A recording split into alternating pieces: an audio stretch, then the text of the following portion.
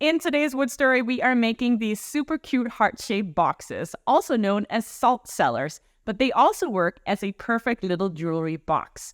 The best part about this project is that you do not need specialty tools such as a lathe.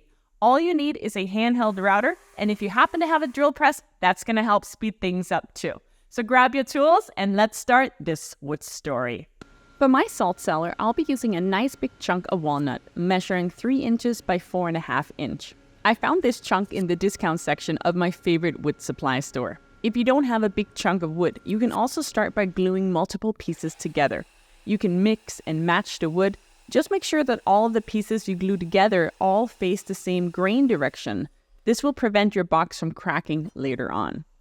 I started by cutting off 3/4 of an inch of a piece. This is going to be the lid. I then attached the lid again using double-sided tape. Make sure it's good quality as you don't want it to come apart when cutting the shape out on a bandsaw. I then traced my router template on top of the wood with a Sharpie. This router template is available on my website. Note, I did not attach the template to my wood just yet. I am only tracing it. Then I headed over to the bandsaw to cut out my shape. I took my time to get the shape just right. The result was so good that all I had to do was sand it off to finish the final shape. You could also attach the router template after rough cutting it and then let the router get it just perfect, but I didn't feel the need this time. After sanding all the way down to 180 grit, still with the lid attached, I was finally ready to remove the lid. But be careful to avoid any dents. I used a sharp paint scraper to get in between the layers. After removing the lid, I traced the router template on the larger piece. I placed the box on my brand new drill press table that I just made. Check out that video here so that you can make your own too. I used my drill with several different size Forstner bits to carve out the inside. This really does speed up the overall process, but it absolutely can be omitted if you don't have a drill press. My final inside dimension ended up being 1 inch deep. I then attached my router template with double-sided tape and attached the shape to the table, also using double-sided tape, before starting to router out the remaining inside. I'm using a templating bit with a top bearing that rides along the template. I ended up using several sizes to gradually move my way down.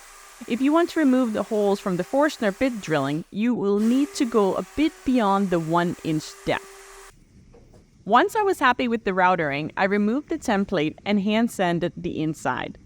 The lid can be left as is, but I decided to use my table router with a roundover bit to give it a nice edge, on the top side only. I found these teeny little super powerful magnets on Amazon, so I drilled out 4 matching holes, 2 on the inside of the lid and 2 on the top of the box.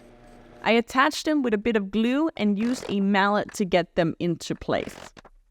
I finished the box with 2 coats of food-safe walrus oil and a layer of food-safe wax. And just like that, this salt cellar was ready to be used. The lid is easy to remove when grabbing the salt and it snaps into place without effort. And it looks stunning sitting on display in a kitchen. You could even engrave it with a fun quote. And if a salt cellar isn't your thing, then it also doubles as a super cute jewelry box. Trust me, I know, as my daughters have already enlisted me to make several more to hold their jewelry. Tell me in the comments below, what would you use this little box to hold? Thank you so much for subscribing and following my wood story. I appreciate each and every one of you. I'll see you soon in the next wood story.